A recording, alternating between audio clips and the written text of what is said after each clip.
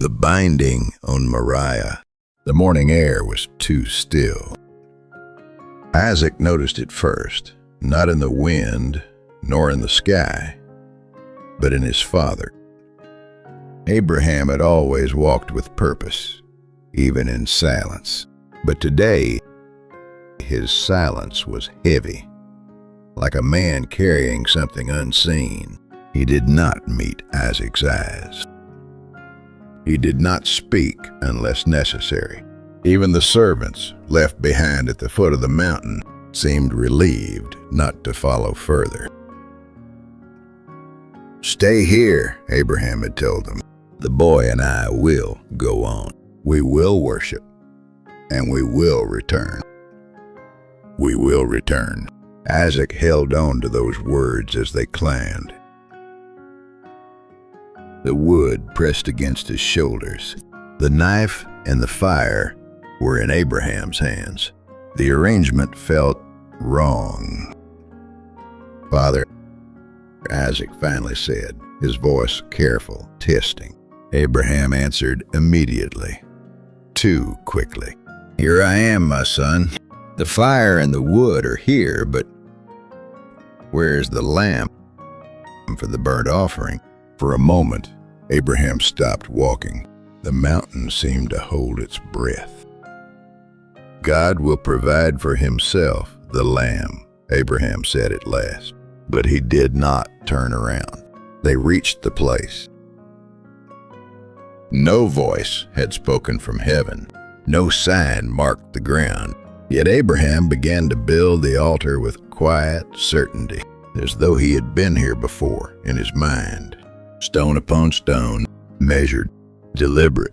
Isaac watched. At first he thought nothing of it. This was what they had come to do. But then came the pause, the moment when the altar stood ready, and Abraham did not move to seek an animal. Instead, he turned. Their eyes met. Something in Abraham's gaze, something fractured, something resolved, sent a sudden chill through Isaac's body. "Father?" Abraham stepped forward. It happened too fast. A grip stronger than Isaac expected. A struggle. Brief. Disoriented. "Father, what are you doing?" No answer. Ropes. Tight. Efficient. Prepared. Isaac's breath came sharp and fast. This was no misunderstanding. No ritual mistake. His father's hands did not tremble. They were practiced. "Father, why?" Isaac pleaded, his voice breaking now. His eyes searched, demanded, begged for explanation. But Abraham did not speak. He bound Isaac's hands, his feet. For a moment, just a moment, his fingers lingered. Then he lifted him, placed him on the wood, like an offering. Isaac's world collapsed into fragments. "This cannot be real, my father. No, this is madness." He tried to speak, to shout, but the words tangled into desperate breaths.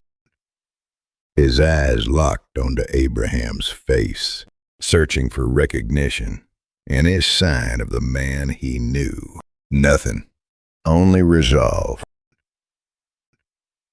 Abraham reached for the knife. The blade caught the light. He raised it, but just before the descent, he hesitated, only for a heartbeat. His eyes lifted not toward Isaac, but toward the sky.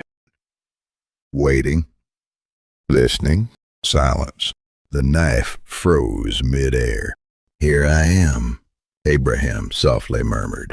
His voice cracked for the first time. Everything shifted at once.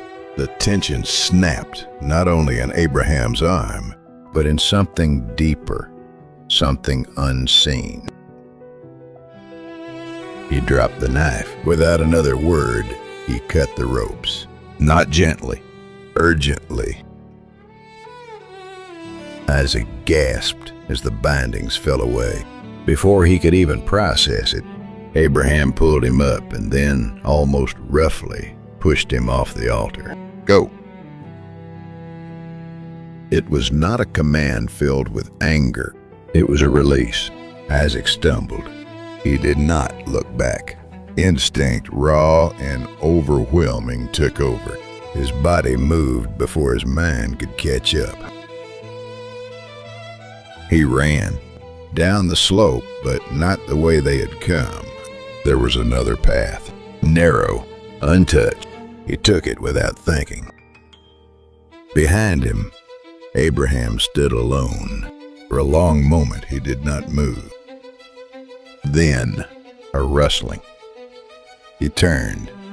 Not far away, caught by its horns in a thicket, was a ram, alive, waiting.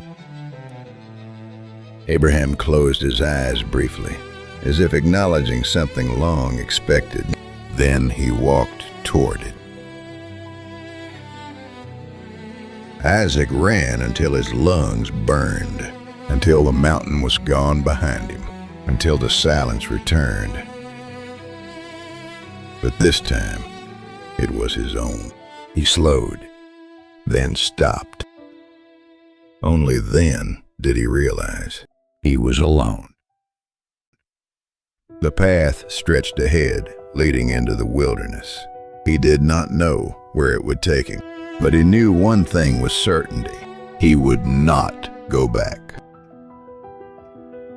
Far behind him, unseen, shadows moved.